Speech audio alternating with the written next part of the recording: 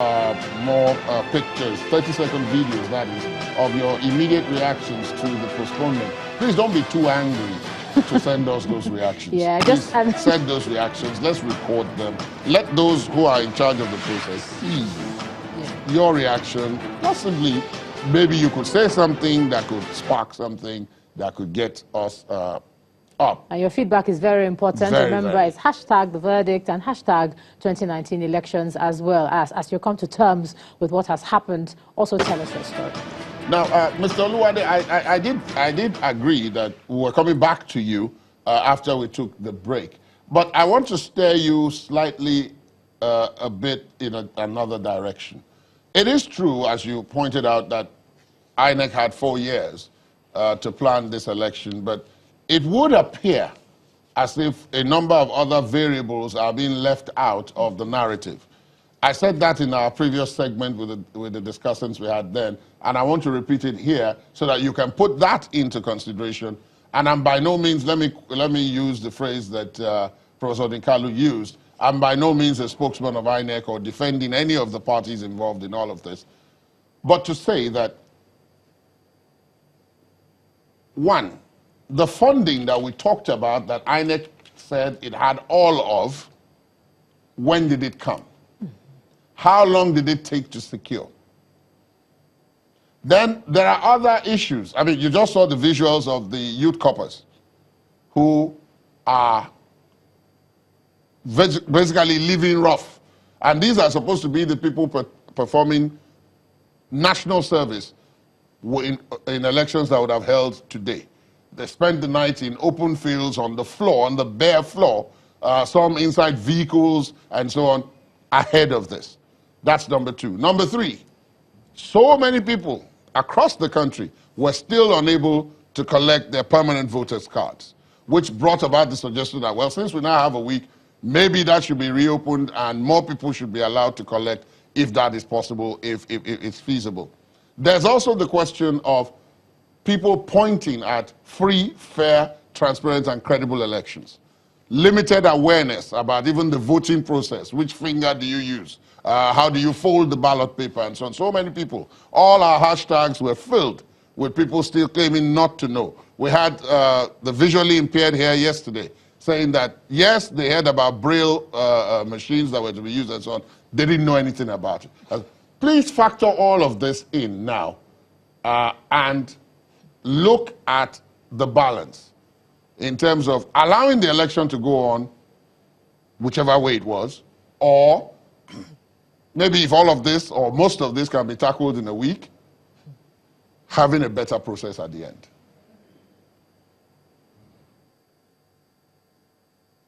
Thank you, Ladi. I've heard you, but I still beg to disagree with you, because I think I reemphasize that INEC had 4 years to plan for this election. And it is not an accident that, I mean, constitutionally, it is expected that every 4 years there will be a change of government, People will go out to vote and elect, the leaders of their choice. The biggest project in Nigeria is what we were meant to have done this morning.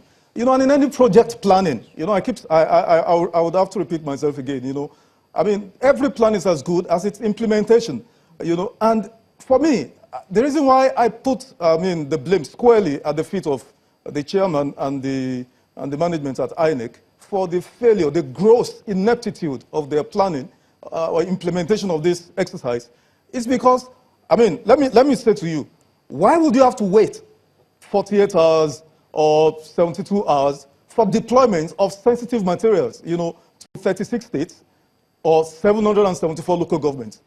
Then you are planning to fail. If you choose to do that, that is bound to end up in the fiasco that we're currently experiencing. Every plan, there's a time, for testing such a plan, so that you would be able to identify gaps in the plans, and correct those gaps before D-Day. Did INEC do this? So what exactly do the management at INEC, what do they do in the 4 years beyond the conducting of off-season elections in a few local governments or senatorial districts or 6 or so gubernatorial, elections that we had? What exactly do they do? So after this election, they close shop and then go begin, to do what exactly? I repeat myself, this is purely a failure of planning, a failure of implementation of the plans of conducting a free, fair, and credible elections. And also, let me add, Ladi, of course, well, Nigerians, there are stories, filtering all over the place, rumors and whatever about, attempts, by politicians and all whatnot, to cause confusion, to rig, as it were. Now, this one of the stories I heard is actually, that INEC was in cahoots, with one of the leading parties, as it were, to create a stalemate in some states so as to, end up exactly where we are today. So I put it back at the feet of INEC. This is a failure of governance. This is a failure of planning. This is a failure, a great inept, conduct of the management at INEC. And I mean, if I had any role to play, I think they all should resign, and let people who are more competent or capable, do this job for Nigeria. Mr. Fasher, that might take a lot of time. If they all resign and we now start looking for a fresh set of people and we have just 1 week, that might even push things further. But let me come to you, Professor Dinkalu. We're all looking Professor Jega is still alive. We could call upon him to come and do these elections for us. He's still alive. He's not dead. Okay. But I was actually trying to move on to Professor Dinkalu at the moment. And what I want to ask is what the fate of election monitors, long and short-term observers is when this kind of thing happens. We saw them accredited yesterday, and they were all, coming from their various countries, coming to monitor this exercise. We've seen how the youth corps members were roughing it. We've talked about how the media have been waiting for this and the disappointment many people feel. But what's it like for election monitors, long and short-term observers, when there's nothing to observe and it wasn't planned?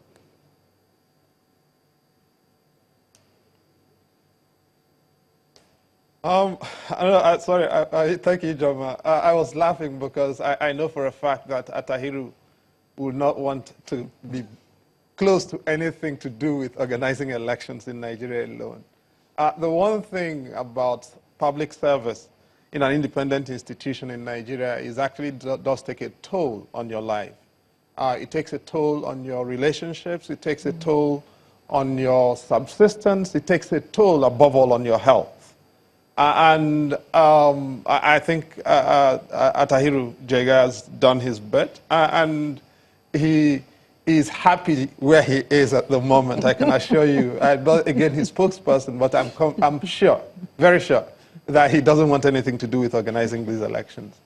Now, I really don't think we should be dwelling too much on observers. Observers are volunteers.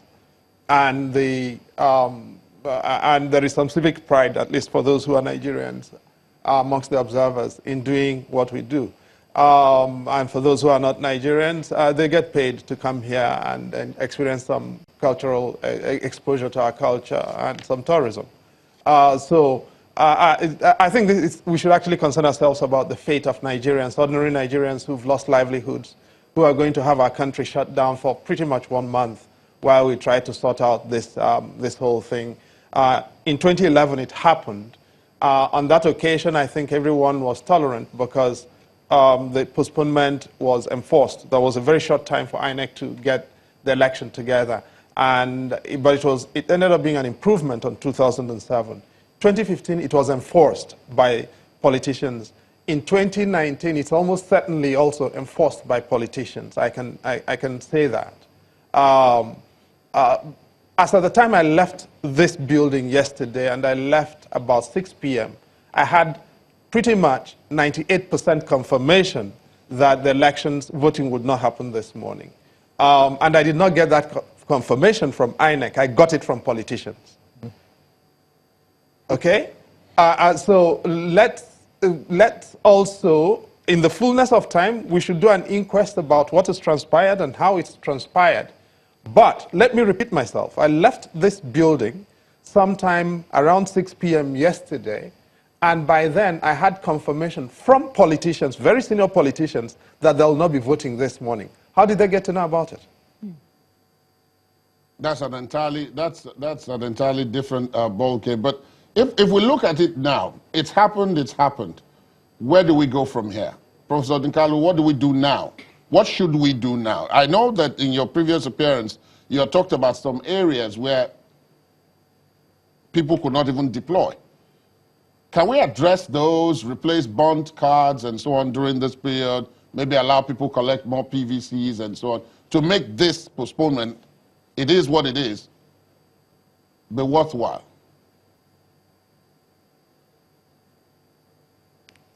Look, we've got a country to care about and a population to look after. And, you know, people like you, Ladi, Ijama, all of us have leadership responsibilities. Leadership is not just about the people who exercise coercive power. Every one of us does have leadership responsibility here, and we've got to care about this country enough to know that we can't give up on it because there's a crisis. There's a crisis, yes, but it takes leadership to manage these kinds of crises.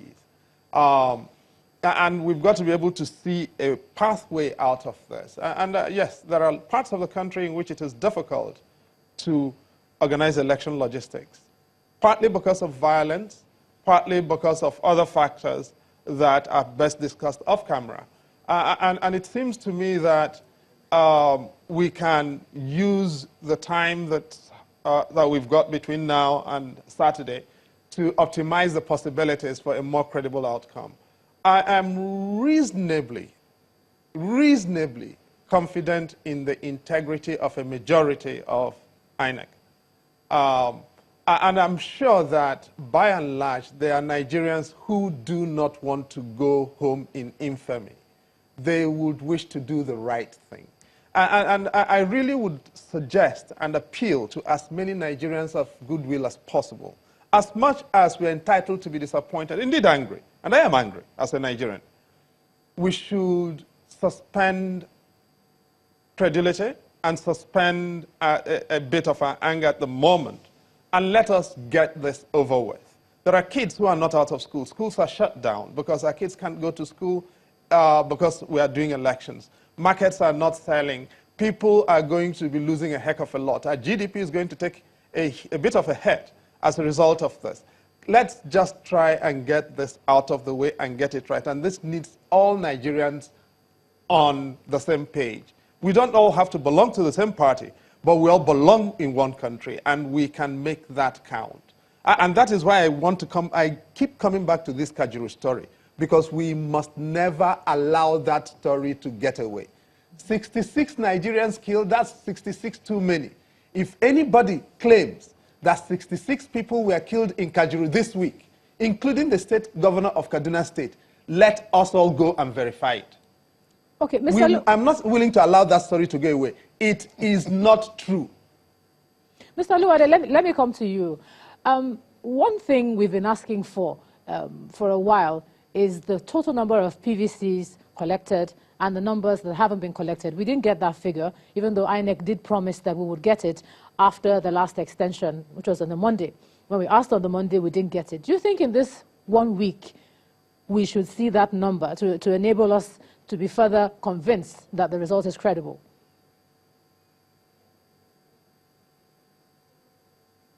Yeah, I agree with you, Ijoma. That would be a nice thing to do. I mean, not just the figures, also, you know, even the previous panel, you know, you had asked them and I listened to them. I mean, INEC should actually also give, I mean, an extra day or two, you know, for people who haven't been able to collect their PVCs, you know, to maybe Monday, Tuesday, collect, you know, their PVCs so that we increase the number. You know, at least in spite of the anger and the disappointment that we feel because of this temporary, you know, delay. I mean, we can actually, you know, get some benefits out of it. And what you mentioned, you know, the statistics of those who have gotten their PVCs as against those who haven't, and then additional people should be given opportunity to come out. So that should be, you know, benefits that, I mean, we should get from this 1 week delay. Even though I don't think that's enough mitigation for the incalculable loss, you know, to the economy, to lives, you know, people traveling back and forth, and the embarrassment, you know, to this nation, you know, the Committee of Civilized People, because we're just being made a laughingstock all over again, you know, because now, you know, people say, here they come. They can't even get something as simple, you know, as conducting elections, right?